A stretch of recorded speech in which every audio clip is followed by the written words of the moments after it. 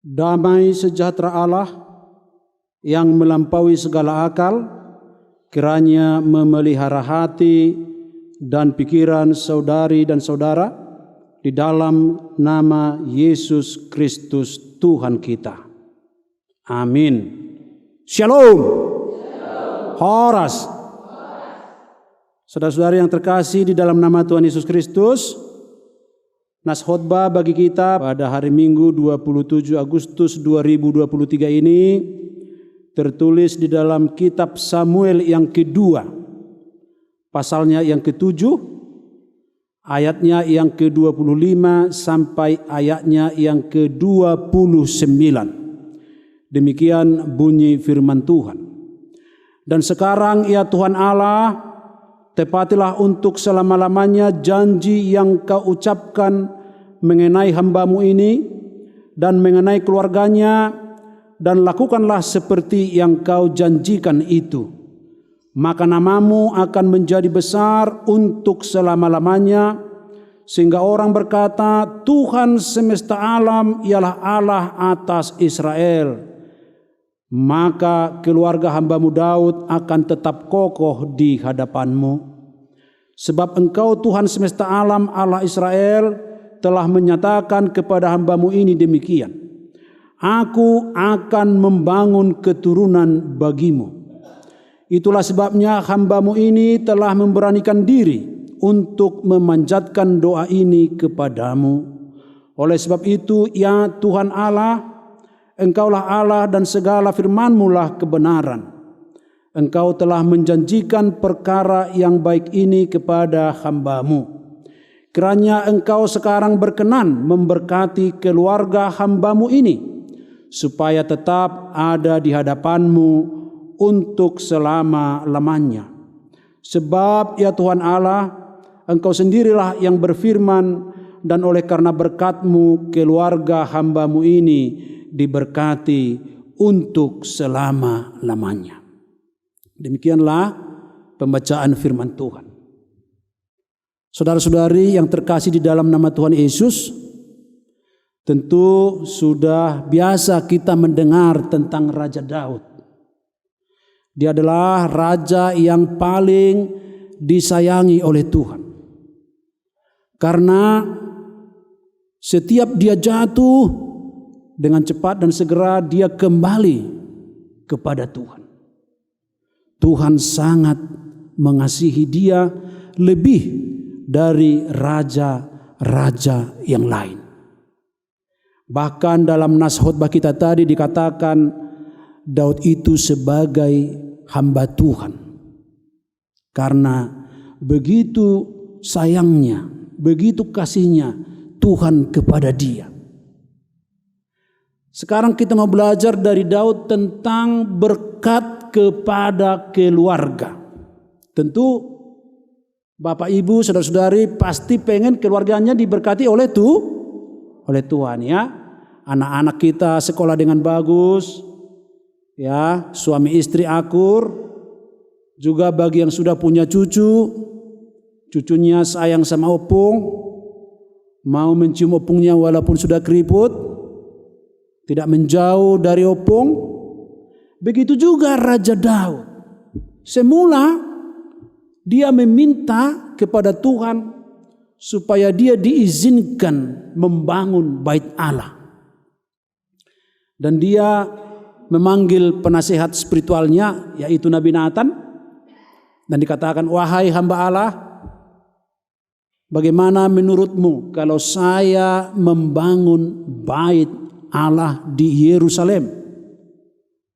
Lalu Nabi Nathan katakan, oh itu baik sekali.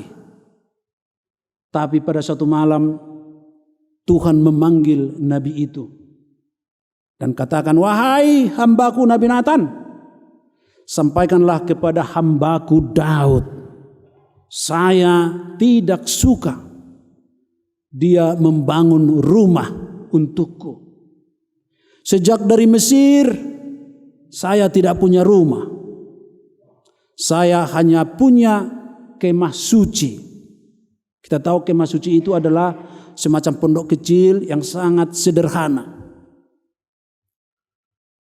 Tentu Anda bisa rasakan bagaimana perasaan Nathan yang tadinya bilang ke Daud, baik Tuhan, sangat baik gagasanmu membangun bait Allah yang indah, bait Allah yang megah di Yerusalem supaya ada tempat bagi tabut perjanjian.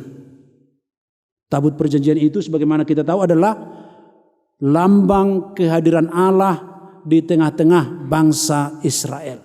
Tapi sekarang Nathan mendengarkan langsung dari Allah, engkau harus katakan kepada hambaku Daud, saya tidak izinkan dia membangun bait Allah bagiku, membangun rumah bagiku. Lalu Allah jelaskan lagi, Daud tidak diizinkan membangun bait Allah karena memang tangannya berlumuran darah. Kita tahu waktu dia berzina dengan Batsheba, dia mengirim suami Batsheba ke barisan paling depan medan perang supaya dia mati. Dan Uria pun mati, suami Batsheba. Dan Daud banyak mengangkat pedang, mengangkat senjata, menaklukkan kota-kota dan negeri-negeri yang ada di sekitar Yerusalem. Jadi tangannya berlumuran darah dan Tuhan katakan, tabut perjanjianku sekali-kali tidak boleh dipegang oleh tangan yang berlumuran darah. Anda bayangkan Nathan menyampaikan itu dengan suasana yang sangat sedih. Tetapi Daud ingat janji Tuhan bahwa Tuhan pernah berkata kepada Daud, keturunan Daud akan tetap memerintah selama-lamanya. Tata kerajaan Daud akan kekal selama-lamanya, turun-temurun dari keturunan Daud.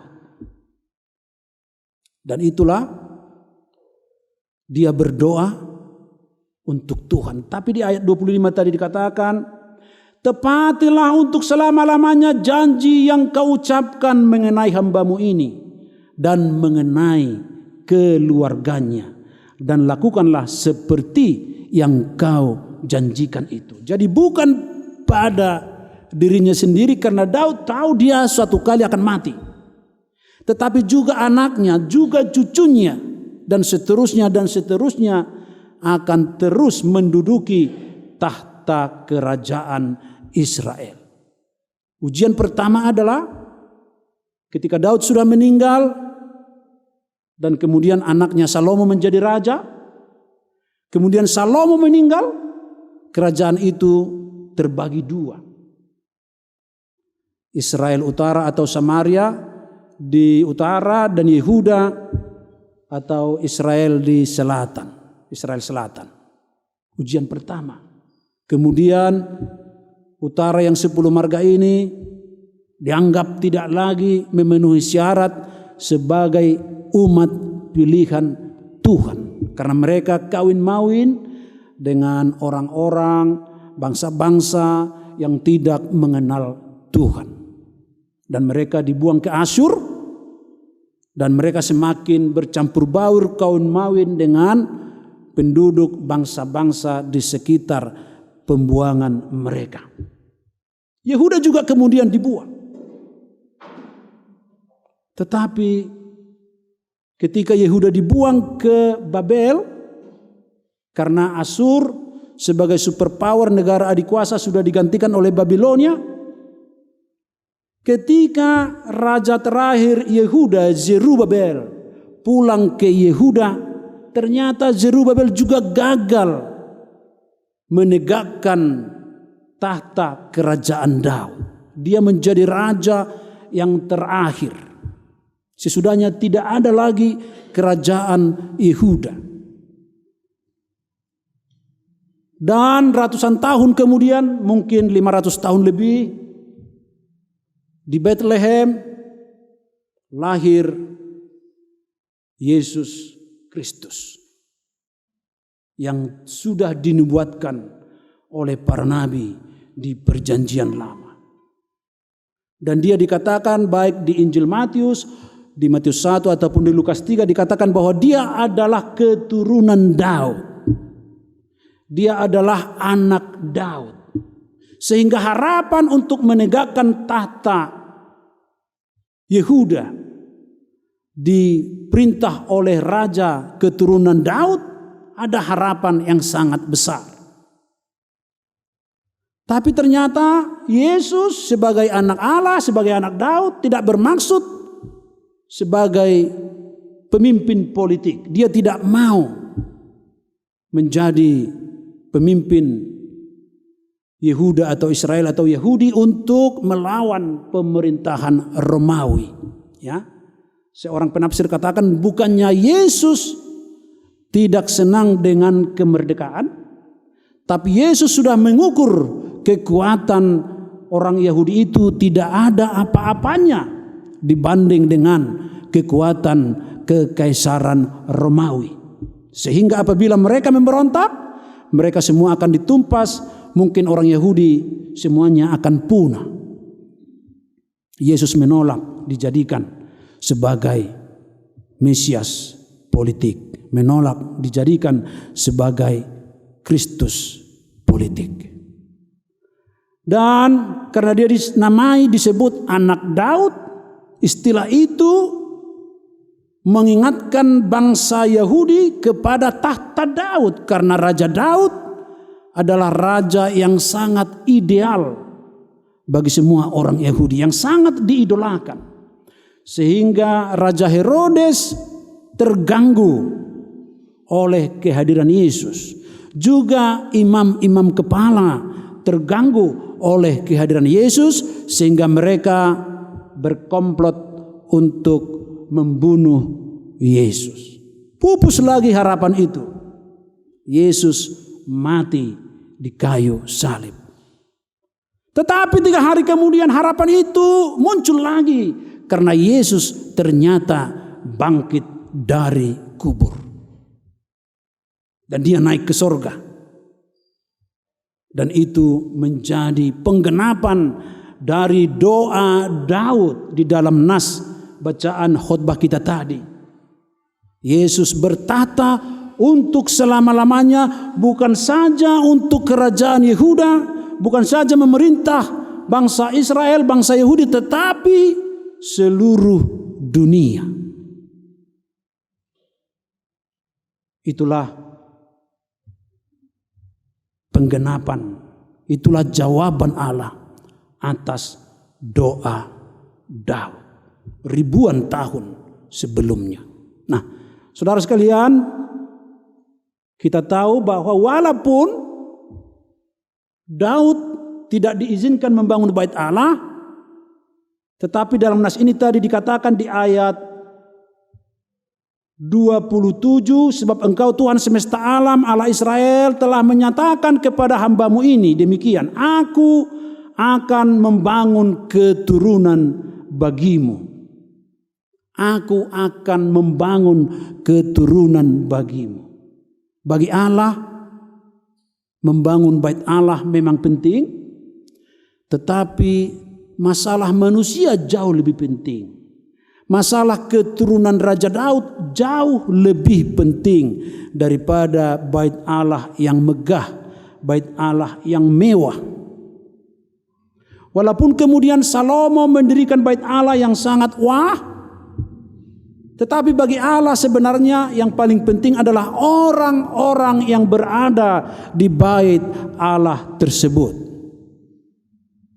Orang-orang yang berdoa, orang-orang yang bermazmur di bait Allah tersebut jauh lebih penting daripada bangunan tersebut.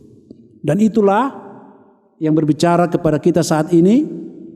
Gereja kita bagus, itu memang penting, tetapi jauh lebih penting adalah kita yang ada di dalam gereja ini. Anak-anak kita, sekolah minggu kita, remaja Naposo Bulung, ina, lansia, dan juga kaum ama.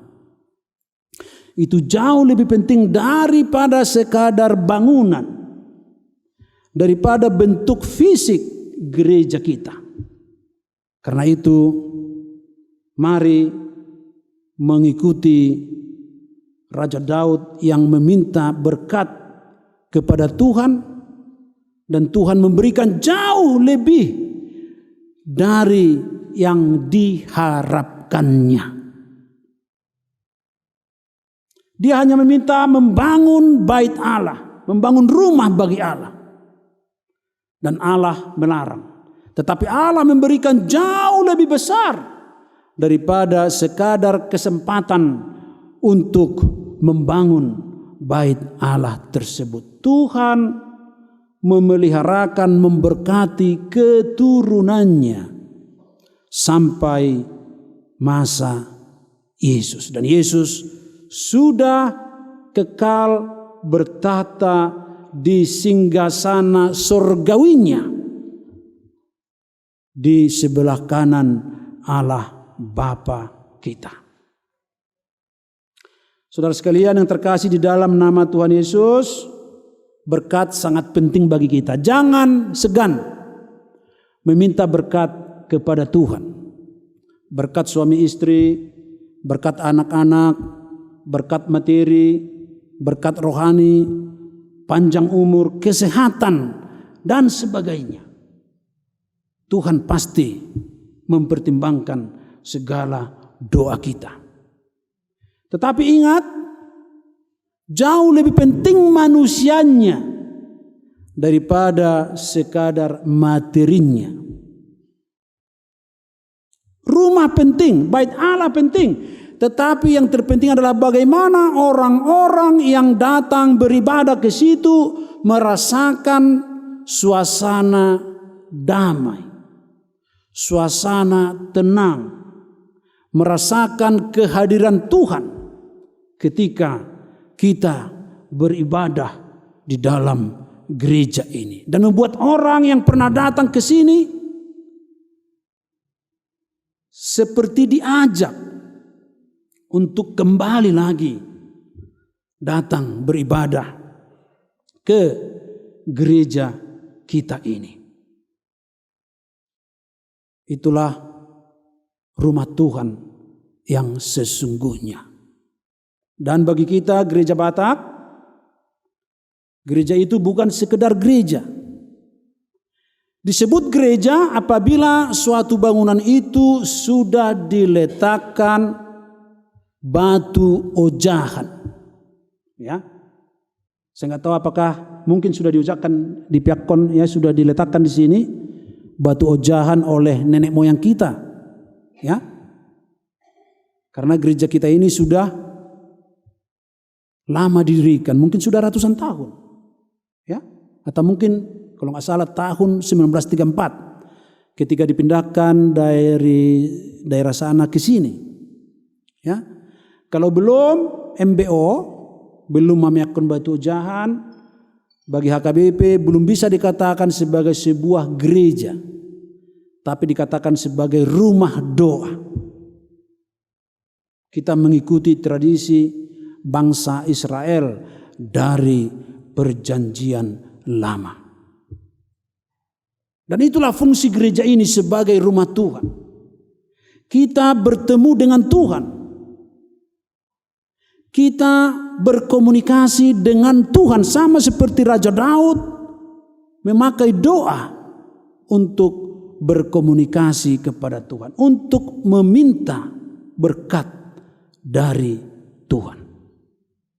Karena itu, sebagai pendeta saya mengajak saudara-saudari, datanglah ke gereja ini kapanpun. Jangan hanya pada ibadah bersama. Berdoalah di sini, di altar ini, altar yang suci ini, di mana di sini diletakkan batu ojahan. Dalam batu ojahan itu dimasukkan Alkitab Perjanjian Lama, Perjanjian Baru, buku Ende, agenda besar, agenda kecil, agenda sekolah minggu, katekismus kecil Martin Luther, Perjanjian Lama yang disingkat, Perjanjian Baru yang disingkat, yang ditulis oleh Nomensen, RPP atau siasat gereja kita, konfesi gereja kita, aturan peraturan gereja kita, dan juga nama-nama seluruh orang dewasa ketika MBO itu dilaksanakan dan ditanda tangani. Itulah sebuah gereja bagi HKBP. Mari kita pakai gereja ini karena memang dia punya makna yang khusus bagi orang Batak. Karena di dasar biasanya di bawah langgatan ini atau di bawah langgatan peragendaan diletakkan batu ojahan, batu fondasi dari gereja kita ini. Marilah selalu mengingat itu. Datanglah ketika ada pergumulanmu, datanglah ke sini ketika ada permintaanmu yang khusus. Ketika engkau bergumul dengan keadaan kehidupanmu, Tuhan pasti mendengarkan Bapak, Ibu, Saudara, dan Saudari. Dan Tuhan akan memberikan berkat kepada kita yang rajin berkunjung ke rumahnya. Amin. Marilah berdoa. Puji syukur kami kepadamu Tuhan, firman-Mu telah menyapa kami, supaya kami berkomunikasi dengan Tuhan, memohon berkat Tuhan, terutama berkat bagi keturunan kami, berkat bagi anak-anak kami, bagi anak cucu, bahkan bagi generasi yang tidak akan pernah lagi kami lihat apabila Engkau sudah memanggil kami dari dunia ini kembali ke pangkuan Bapa di sorga. Firman-Mu mengingatkan kami bahwa berkat itu tersedia di hadapan Tuhan. Karena itu Tuhan kami memohon, berikanlah berkat-Mu kepada kami, kepada jemaat Tuhan. Karena kami memiliki pergumulan masing-masing. Warga jemaat kami banyak yang mengeluh karena harga sayur mayur yang mereka tanam menurun Tuhan. Kami berdoa kepada Tuhan, hiburkan warga jemaat Tuhan terutama ibu-ibu, supaya walaupun harga tanam-tanaman itu menurun, tetapi Tuhan senantiasa menyayangi kami semua. Dan pada saatnya Tuhan akan menaikkan harga-harga tersebut supaya kami kembali bersukacita, kembali semangat menanam sayur mayur di pekarangan kami, di kebun kami, di sawah kami. Tuhan dengarlah seruan kami. Tuhan kami berdoa juga untuk Nusantara TV yang sudah Tuhan pakai untuk menyiarkan ibadah kami ini, supaya setiap orang yang menjadi pemirsa Nusantara TV beroleh berkat dari ibadah ini, dari khotbah yang kami sampaikan, dari nyanyian pujian yang kami kumandangkan, juga melalui kor yang disampaikan oleh kaum ibu Ina Kamis, oleh Kor Gabungan Maranatha, juga oleh kaum bapa Kor Ama. Semuanya itu menjadi khotbah dalam bentuk lagu, dalam bentuk nyanyian yang dapat menjadi penghiburan bagi saudara-saudari kami pemirsa Nusantara TV dan juga warga jemaat Tuhan yang hadir di bait-Mu yang kudus ini. Inilah doa kami Tuhan. Kami sampaikan kepadamu hanya melalui Putra-Mu, Tuhan Yesus Kristus, Juru Selamat kami yang hidup. Amin.